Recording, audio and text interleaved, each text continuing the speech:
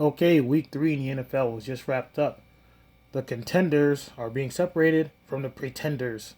We got some 3-0 teams and we got some 0-3 teams.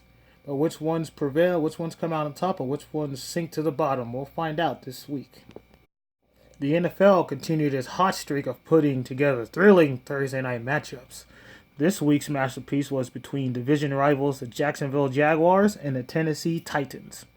With news of Jalen Ramsey's requesting his trade still looming over Jacksonville, did that become a distraction? Not if Gardner Minshew had anything to say about it. This kid looks sharp.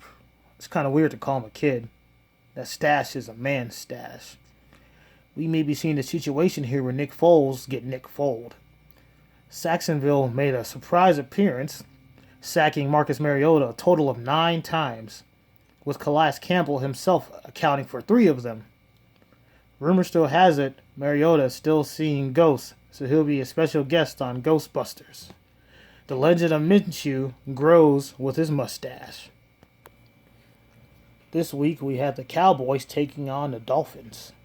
Funny story, defensive end, former first-round pick Taco Charlton was cut by the Cowboys and claimed off of waivers by the Dolphins a couple days later, so this was a revenge game for him. He finished with actually a tackle and a sack, so good for him. Too bad he couldn't do that for the proper team before he got cut.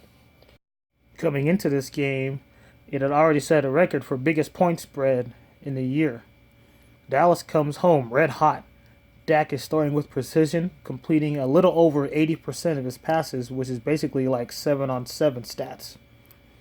Will the Cowboys become the number 2 Dolphin killer behind Japan? Or will they get caught looking ahead and become the next biggest disappointment in Texas behind the 2010-2011 Texas Rangers? Surprisingly, Jeff Heath made a real football play at the expense of his former teammate Alan Hearns, who probably hates AT&T Stadium at this point because last year he had a gruesome ankle injury in the same building.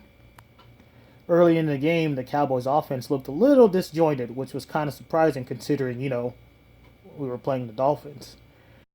And going into the half, the Cowboys only led 10-6, and that had me pretty nervous. But Jason Garrett must have lit the team up in halftime because they came out all clicking. Everything looked a lot better, and we got the game that we were expecting, and the Cowboys pulled away. Both Tony Pollard and Zeke finished with over 100 yards. I think also they both had touchdowns. Cooper finished with multiple tuds. The Cowboys have the Saints next week, and the Dolphins will have the Chargers, and I think that game will go pretty well for the Chargers. This is not the kind of thing you want happening during kickoff. This matchup pits our 2 greatest hopes of dethroning the Patriots atop the AFC. King Ketchup Patrick Mahomes leads his high-octane offense against the visiting Ravens. Full-time Wildcat back Lamar Jackson looks much improved as a passer this year, throwing weekly long bombs to Hollywood Marquise Brown, but I hope he does not turn out like his cousin Antonio. The Ravens showed to be aggressive this game, and they need to be when playing a team at this caliber. On the same drive, they went for it on 4th down and went for the 2-point conversion instead of the traditional extra point after. And this was just in the first quarter. The Chiefs, they're just horror level movie scary. Any other team would have struggled when losing your top threat receiver, but the Chiefs have thrived with the resurrection of healthy Sammy Watkins and an emerging talents of DeMarcus Robinson and McCole Hartman. This game showed how fast the NFL can catch up. With 2 games of film, the Chiefs were not surprised by what Lamar Jackson could do. And so we'll see how both of these teams turn around. I still see the Chiefs winning their division, and I think the Ravens will be in a fight for theirs.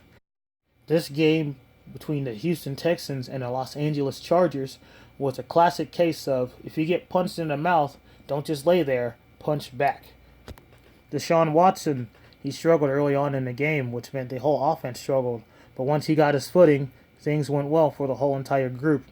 Phillip Rivers and the Chargers offense, or should I really say Phillip Rivers and Keenan Allen, moved the ball well, but not in clutch moments later in the evening. They never truly recovered once the Texans punched back to retake the lead, getting outscored 27-0 in the second half. The Texans defense didn't seem to miss Clowney this game, sacking Phillip Rivers a total of 5 times, if not sacking him, just harassing him around the pocket. Both teams hope to make the postseason. The Texans have an easier road with a wide-open division, while the Chargers are in the shadow of the Kansas City Chiefs, but at least they're in the same division as the Oakland Raiders and the Joe Flacco Broncos. Sunday night was football night, and it had the Cleveland Browns versus the Los Angeles Rams. In the offseason, Browns fans probably had this game marked as a Super Bowl preview. But things started off track with the Titans making sure they remember that beating. But last week, the Browns feasted on the remains of what was the remainder of the Jets roster. This week, they take on the undefeated Rams crew, and nobody's out with mono. The Rams had Baker Mayfield running for his life all night, which made him see ghosts like he was Danny Phantom. He's a phantom. Like on some plays, he was just rolling to the right, and there wasn't anybody even in the backfield yet. Freddie Kitchens, the head coach, didn't help matters with his very unusual play calling. He refused to call run plays in goal line situations, and don't even get me started on that 4th and 9 draw. I think Freddie Kitchens had a little bit of the bubbly before the game with Chris Jericho. Oh, a little bit of the bubbly. The Monday Night Monday Night matchup was between the Chicago Bears and the Washington Redskins. The Bears took a page out of Andrew Jackson's book and started leading Redskin fans down another trail of tears.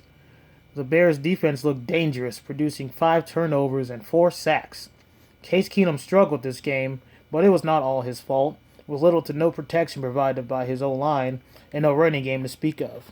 But at least you still got Adrian Peterson, and he's only 30-something years old. But with Daniel Jones providing the spark for the Giants, could the Redskins brass be thinking of making a similar move and throwing first-rounder Dwayne Haskins in there? Also, one must think Jay Gruden, his coaching team, may be getting hotter and hotter each week. This week in the NFL news, Saquon Barkley, he suffered an injury during the game, and it has been labeled as a high ankle sprain, which has him out 4 to 8 weeks. Cam Newton will miss another week due to his reported Lisfranc injury in his foot. He is trying to avoid surgery to not miss a long time. Last Friday, Antonio Brown was released by the Patriots. But still, amazingly, 3 teams are still interested in him, but are waiting for his legal troubles to pass. And big news in the NFL, we have 7 undefeated teams as of right now. They are 3-0. We have the Bills, the 49ers, the Packers, the Rams, the Chiefs, the Cowboys, and the Patriots. And the Patriots and the Bills are playing each other this week, so somebody's probably going to go home with a loss. Unless you end up with a tie like the Lions and the Cardinals. Okay, everybody. That was another week of NFL football. I enjoy the likes. I enjoy the subscribing a lot. I really enjoy the suggestions. So, thank you and good night. Bang.